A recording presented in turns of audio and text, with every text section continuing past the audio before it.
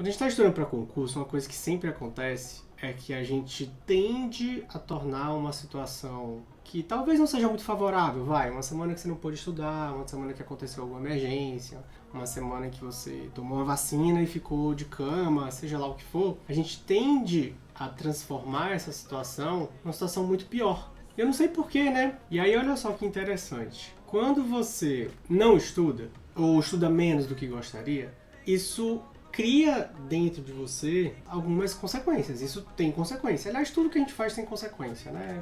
Gravar um vídeo tem uma consequência, estudar tem uma consequência, tomar uma vacina pode ter uma consequência. Então, o não estudar precisa ser tratado, levado, considerado, encarado da forma mais gentil possível com você mesmo. Porque perceba, se você não estudou porque ficou doente, se você não estudou porque perdeu um amigo, se você não estudou porque alguma coisa séria aconteceu, poxa, não tem como você se culpar por isso. Agora, diferentemente da galera que não estuda porque tá literalmente, né, empurrando com a barriga, não sabe o que quer e gosta de dizer que está estudando para concurso e fica se enganando dizendo que está levando a sério o projeto dos estudos. Então, assim, a pergunta que eu te faço, né, e a pergunta que eu acho que todo mundo tem que se refletir a respeito, como lidar com os dias em que eu não estudei por um motivo justo e, mais importante, como não deixar isso ter um impacto nos próximos dias. Porque se essa relação que você cria com seus estudos não estiver sendo feita de uma forma honesta nesse sentido que a gente está falando. Pô, eu não estudei porque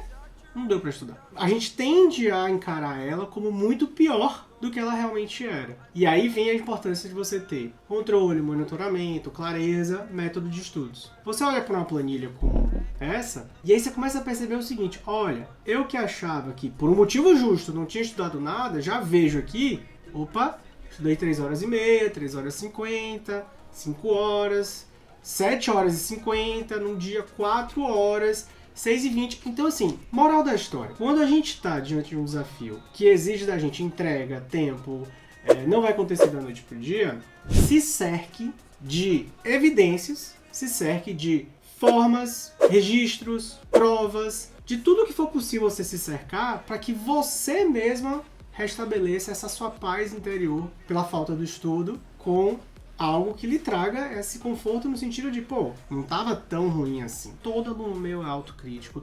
Parece que todo cara que decide estudar para concurso pensa assim. Porque a gente fica naquela expectativa de passar e a gente acha que tem que ser perfeito. A gente acha que se não estudar tudo, se não melhorar em tudo, se as coisas se não forem todas as horas programadas e não vai passar. Não é isso que faz você passar ou faz você não passar. O que faz a gente passar é constância. É avançar de maneira organizada, a gente está organizado. Com qualidade, a gente está alcançando e vai alcançar cada vez mais. Vendo esse crescimento, percorrendo o edital. Porque para e pensa, quantos assuntos você vai ter que ver até a gente tá lá no nível bom para começar a fazer prova, sabendo que na prova só vão ter 100 questões que vão cair determinados assuntos e outros tantos que você estudou não vão nem perguntar nada a respeito. Você entende onde eu quero chegar? Muitas vezes, uma leitura de uma fase 1 vai te dar uma questão que vai ser uma questão fácil. E que o cara que estudou sem organização, que não tinha métrica nenhuma, que, enfim, ele não é capaz de acertar porque não revisava. Você entende que é um jogo que é muito mais, assim, na base, claro, da persistência, tem que ter foco, determinação, disciplina. A gente já tá passando por isso. Mas é muito menos de perfeccionismo do que fazer bem feito o básico. Fazer o básico bem feito. O básico bem feito é o quê? Percorrer o edital, não tem jeito, tem muito matéria para dar conta, a gente tá fazendo isso. Fazer as revisões para acertar as questões fáceis e medianas. As difíceis vão ficar ali entre os que vão estar disputando as vagas. Vou te mostrar agora por que é importante você ficar ligado no nível de ansiedade que você tem para estudar para concurso, mas principalmente perceber que é a ansiedade que vai fazer você passar. Ou seja, todo concurseiro precisa ter ansiedade para passar. A ansiedade, ela é uma causa da sua aprovação. Eu sei que pode parecer loucura, porque normalmente a gente pensa o quê? Que a ansiedade atrapalha. A gente quer se livrar da ansiedade. Mas 2 pesquisadores americanos, o Robert Yerkes e o John Dodson, fizeram um estudo em que eles relacionam a ansiedade e o desempenho. Eles criaram um relacionamento que existe. Poxa, até que ponto a ansiedade é necessária e de que maneira que a ansiedade pode impactar no meu desempenho em atividades cognitivas como o estudo. Então veja só esse gráfico. No eixo Y vertical a gente tem o desempenho, no eixo X a gente tem o estresse, a ansiedade, e a gente tem uma curva ascendente que mostra que a gente, para ter o máximo desempenho, ou o melhor desempenho, o estresse ele vai aumentando, né? Ele vai aumentando. Tanto que candidato que tem muito sono, candidato que está o tempo inteiro sonolento, candidato que dorme mal, candidato que se não se exercita tanto, candidato que está sempre nesse estado aqui de sono, ou seja, ele tem tão baixa é o nível de estresse e ansiedade dele que ele não tem desempenho praticamente nenhum, ele fica aqui, ó, parado nessa linha aqui bem baixinha. Agora, no momento em que ele entra no estado de vigília e que ele desperta, vou dar um exemplo aqui bem real e bem concreto. Quando a sua prova for marcada, você entra em estado de atenção. Uau, eu tenho uma data marcada. Isso nos chama, opa, tô a todo vapor. Olha o que acontece com o desempenho. Isso aqui não é uma curva, né? Parece que é uma curva, mas na verdade é uma ascendente, é uma linha praticamente reta, 90 graus, né? Então saiu do estado de vigília, alguma coisa te chamou atenção, o seu estresse aumentou, o seu desempenho, puf, foi lá pra cima. Depois ela vai variando e aí ela chega na performance máxima dentro de uma ansiedade normal. Vamos lá, Roberto, você falou que eu preciso da ansiedade para passar. Vírgula. Você precisa da ansiedade normal para passar. De novo, usando esse exemplo de que a sua prova foi marcada.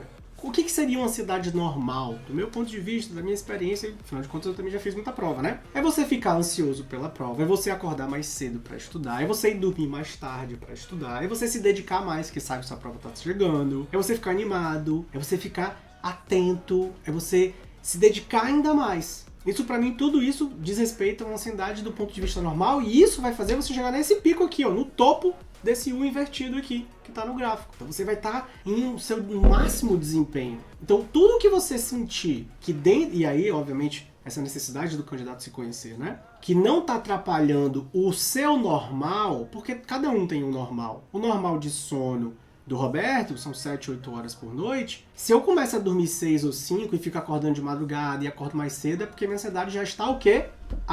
Normal. Então se pergunta, qual é o seu normal? O que pra você é o normal do seu dia a dia de estudos? Porque no momento em que você ficou muito ansioso e isso começou a desequilibrar a sua rotina, as suas funções, o seu funcionamento normal, pode ser que você já está entrando nessa área do gráfico aqui de ansiedade patológica e olha o que acontece com o desempenho. Ele cai vertiginosamente. Quanto mais você avança para dentro dessa área da ansiedade patológica aqui no gráfico, mais ele cai reto praticamente, né?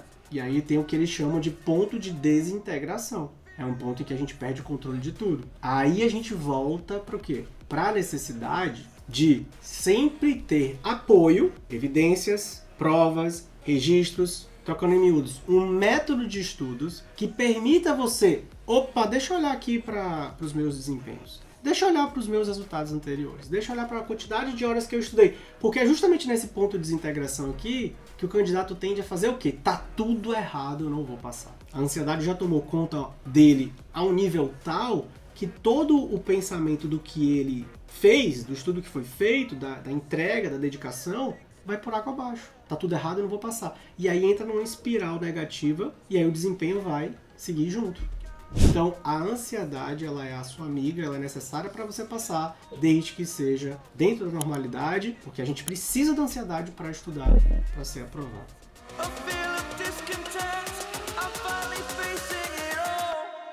Fearless.